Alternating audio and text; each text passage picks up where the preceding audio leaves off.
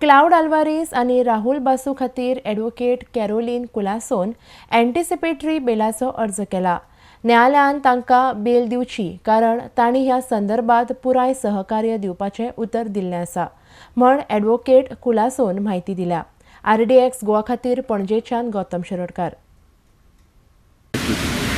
I have filed an anticipatory bail for Claude Alvarez and Rahul Basu, against whom a completely false, fictitious and concocted complaint has been filed.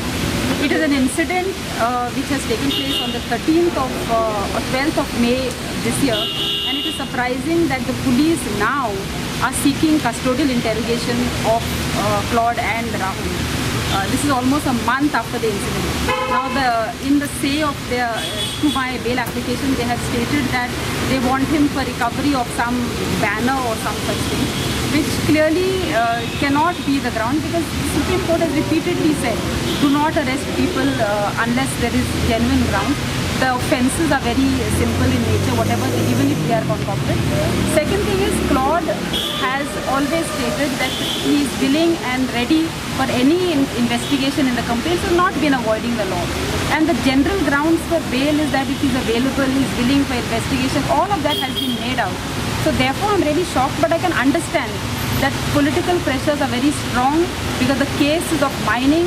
Supreme Court has come down very, very strongly in the case of the PIL which was filed by Claude, stating that the government is clearly siding with the mining beneficiaries and has not stopped at even breaking of the law with regard to mining beneficiaries. Recently, our High Court has used again very strong language when it has said it pains our conscience to see how the state is bending backwards to support the mining beneficiaries vis-a-vis the people affected by mines.